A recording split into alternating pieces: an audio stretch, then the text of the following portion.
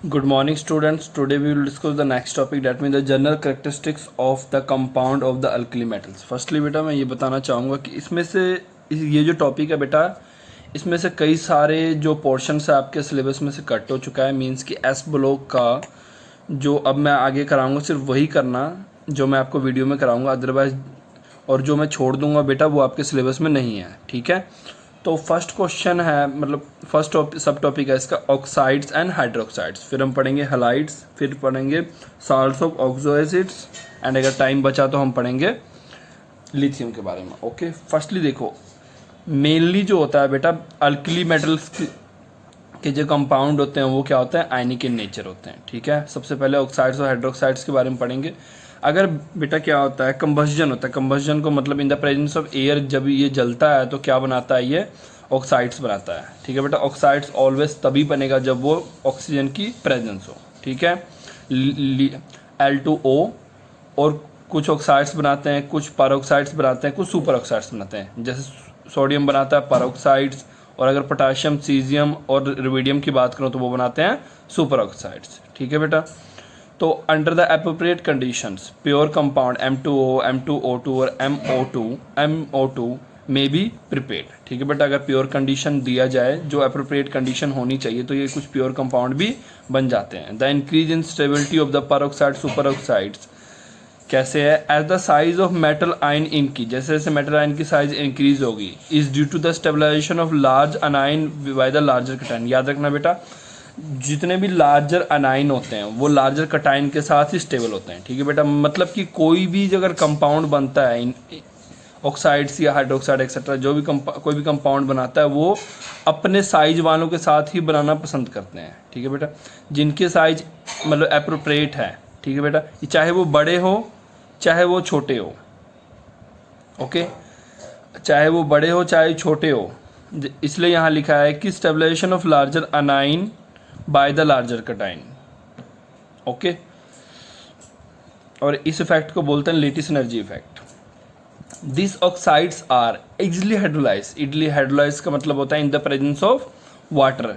ये क्या बनाते हैं, हाइड्रोक्साइड्स। ठीक है, और ये रहा उनका कुछ केमिकल रिएक्शंस, एक दो अगर आप देखना चाहो देख सकते हो। M2O को जब वाटर से कराओगे तो ये बनाएगा 2M पॉजिटिव और ये नेगेटिव। अगर फर्दर हम ये लेंगे oxides, peroxide, super oxide, further reaction कराओगे तो आपके पास ऐसे बनेंगे। ठीक है, फर्स्ट में तो H2O2 नहीं बनता, बाकी दोनों में H2O2 बनता है। नेक्स्ट है ऑक्साइड्स एंड पैरोक्साइड्स। क्या होता है, कलरलेस होता है जब ये प्योर हो। बट क्या होता है, सुपर ऑक्साइड्स की अगर मैं बात करूँ, ये येलो होता है और ऑरेंज इन कलर होता है। ठीक है, डिपेंड करता है द सुपर ऑक्साइड्स। अब देखो, इसमें एक नंबर का क्वेश्चन यहाँ बनता है, ऑक्साइड्स यहाँ पे आपसे कलर पूछा जा सकता है, ऑक्साइड्स, सुपर ऑक्साइड्स और पैरोक्साइड्स का।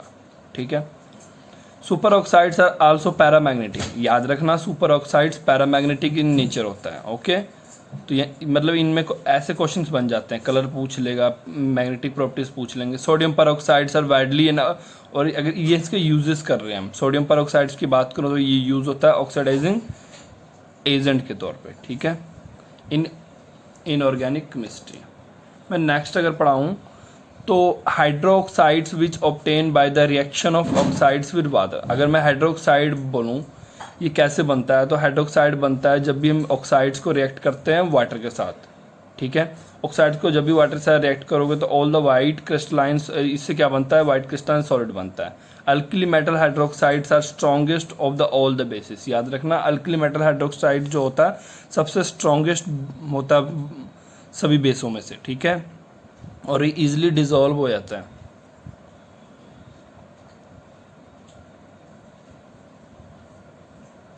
और जब भी ये डिजोल्व होता है वाटर में काफ़ी ज़्यादा हीट निकलता है। ठीक है, नेक्स्ट है हैलाइड।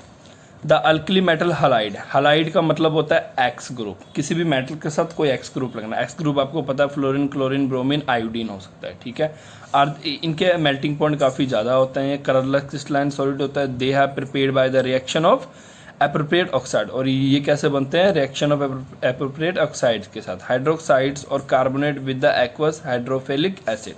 ठीक है, अब अगर नेक्स्ट मैं बताऊं तो all this halides with have high negative enthalpy. याद रखना इन सभी हैलाइड्स के क्या होते हैं, हाई नेगेटिव एंथैल्पीज होते हैं। ठीक है, एंथैल्पीज अगर मैं बताऊं अभी तो आपने थर्मोडायनामिक नहीं किया है, तो enthalpy is the form of energy होता है। ठीक है, अगर नेगेटिव है तो मतलब रिएक्शन के टाइम वो निकल रहा है। ठीक है, अगर पॉजिटिव हो तो वही रिएक्शन के टाइम हमें देना पड़ता है उतना एनर्जी। ठीक है, अगर नेक्स्ट की मैं ऐसे बताऊं तो जो फ्लोराइड होता है बिकम लेस नेगेटिव। ठीक है, जैसे जैसे हम ग्रुप में जाते हैं डाउन द ग्रुप, फ्लोराइड की सबसे कम होती है। ठीक है, और इसके बाद नेक्स्ट हम इस पे आ जाते हैं मेल्टिंग और बॉइलिंग पॉइंट पे। Melting and boiling points always follow the trends. मतलब सबसे ज़्यादा फ्लोराइड का, फिर क्लोराइड, फिर ब्रोमाइड, फिर आयोडीन। ठीक है, ऑल दिस हलाइड्स, और याद रखना सभी हलाइड्स क्या होते हैं, वाटर सॉल्युबल होते हैं। इस पे एक नेक्स्ट क्वेश्चन आता है अब नेक्स्ट क्वेश्चन आता है कि लिथियम फ्लोराइड की सॉल्युबिलिटी के रिगार्डिंग क्वेश्चन आ जाता है। तो यहाँ मैंने क्वेश्चन लिख दिया है, मतलब क्वेश्चन सिंबल डाल देता है, आपको याद रहे कि ये पढ़ना है अपने पेपर के टाइम पे। The low solubility of lithium fluoride in water is due to its high lattice enthalpy. High lattice enthalpy करके लो सॉल्युबिलिटी होती है। वेरियस लो सॉल्युबिलिटी का caesium is due to the smaller hydration enthalpy of its two ion. ठीक है, smaller hydration enthalpy करके caesium का होता है। अगर अदर बात करूँ, lithium are the soluble in ethanol. अगर मैं हम बात करूँ तो चलो ये तो वाटर सॉल्युबिलिटी की बात किया था मैंने ना ऊपर में। अगर मैं लिथियम की बात करूँ तो ये वाटर छोड़ के इथेनॉल में, एसीटोन में, ठीक है बेटा, इनमें सॉल्युबल होता है। पिरिडिन भी एक तरह का सॉल्वेंट ही होता है। ओके, नेक्स्ट है salts of oxo acids. Oxo acids क्या होता है? ऑक्सो एसिड्स आर दोस्त जिसमें क्या आता है, इन विच द एसिडिक प्रोटोन क्या होता है, कहाँ प्रेजेंट होता है, हाइड्रोक्सल ग्रुप पे विद ऑक्सो ग्रुप, और मतलब हाइड्रोक्सल ग्रुप पे प्रेजेंट होता है विद एन ऑक्सो ग्रुप, और उनके उसके साथ ही ऑक्सो ग्रुप भी अटैच होता है टू द सेम एटम पे। ठीक है, सेम एटम पे ही एसिडिक प्रोटोन होता है, सेम एटम पे ही ऑक्सो ग्रुप भी अटैच होता है। ठीक है, अपने ओके एग्जांपल के लिए कार्बोनिक हो गया, सल्फ्यूरिक हो गया, एक्सेट्रा। ठीक है, दे आर जनरली, और ये सॉल्युबल होता है वाटर में। ठीक है, अगर मैं बात करूं कार्बोनेट का, there carbonate and most cases of hydrogen carbonate are highly stable to heat. अगर मैं ये कार्बोनेट और हाइड्रोजन कार्बोनेट ये बता, हाईली स्टेबल टू हीट होता है। एज इलेक्ट्रोपॉजिटिव करेक्टर, जैसे जैसे इलेक्ट्रोपॉजिटिव करेक्टर इंक्रीज होता है डाउन द ग्रुप, जैसे जैसे आप डाउन द ग्रुप जाओगे, ऊपर से नीचे की तरफ जाओगे, पीरियोडिक टेबल में क्या होता है, इलेक्ट्रोपॉजिटिव करेक्टर इंक्रीज होता है। ठीक है, मैंने आपको वैसे ही बताया था कि जैसे जैसे आप ऊपर से नीचे की तरफ जाते हो तो इलेक्ट्रोपॉजिटिव करेक्टर इंक्रीज होता है। मतलब अब पॉजिटिव करेक्टर इंक्रीज होने का मतलब क्या, मेटालिक करेक्टर इंक्रीज होता है। ठीक है, the stability of the carbonate and hydrogen carbonate भी इंक्रीज होता है। ठीक है, lithium carbonate is not stable to heat. याद रखना, lithium carbonate stable to heat नहीं होता, क्योंकि लिथियम सबसे ऊपर मिलता है। लिथियम का अगर मैं बात करूँ वो टॉप पे मिलता है। ठीक है, इसका साइज काफ़ी छोटा होता है, इसकी इलेक्ट्रोपॉजिटिव करेक्टर बाकी आगे, मतलब जैसे जैसे नीचे जाओगे इलेक्ट्रोपॉजिटिव करेक्टर इंक्रीज होता है। तो मतलब अगर मैं बात करूँ तो लिथियम टॉप पे है।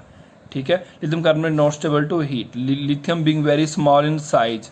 ठीक है, polarize a large CO2 on the leading the formation of most stable, ये बनाता है। ठीक है, मोस्ट स्टेबल L2O बनाता है और CO2 बना सकता है ये।